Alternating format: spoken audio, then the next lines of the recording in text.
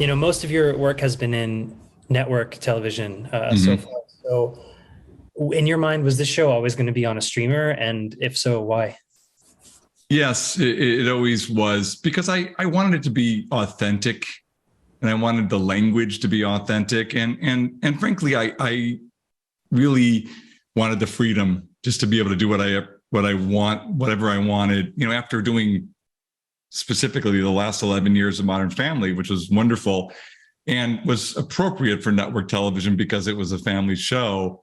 Mhm. This isn't so much a family show. It's a weird family show, but I felt like I wanted it to be adult in nature. And and I also wanted the freedom of time. When you're on network television, you got to hit in Modern Family. In the case of Modern Family, it was 21 minutes and 30 seconds an episode had to come in at. And here we have more flexibility, so you can let moments breathe and use music to effect. And so I really wanted that kind of change after all that time. Sure. And I've read a few of your, maybe some comments about writers' rooms, and there's, so much meta stuff going on with this show. Like what made you want to create a show that was kind of a comment on TV?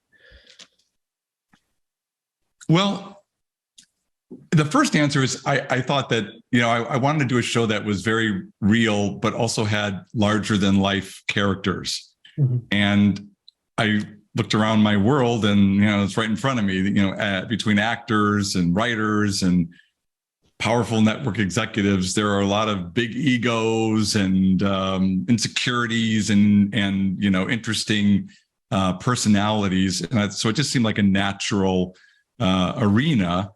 I had explored my family life in great detail on Modern Family, and the other half of my life was my work life, and it gave me a chance to sort of take a look at that after all these years. I've talked to a few of your cast members today, and a number of them, when I ask them why they want to be on the show, they just say your name and move on. Like that's pretty much it. So can you? It's very, very nice.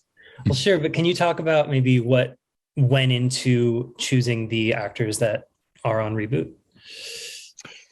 Well, it's always a very tricky process. You see a lot of people, you hear, you go through names, we saw hundreds of people for various roles. But at the end of the day, it's just a gut feeling. You have to come up. Certain people we had in mind from the beginning, like Keegan-Michael Key was the first person I spoke to several years ago about this project. So I wrote it with him in mind. And other people, they're just kind of prototypes. And, I had some ideas of prototypes. And then once you start casting, you have to be open. You have to be, you have to say to yourself, I can't be too rigid about what I had in my mind, but I also can't go too far away or it'll change the character too much. And it's a balance, and you try to learn over time, but I still make mistakes sometimes because it's not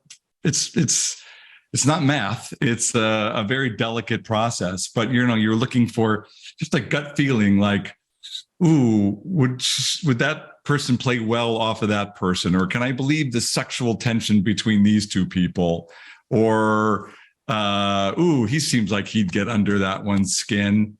And it just starts to feel good. And then I also want to work with smart people and nice people. And I always do that check as well. Oh, that's great. Cool. Well, that's all I have for you. So okay. Well, thanks, Owen. Yeah. Nice to meet you.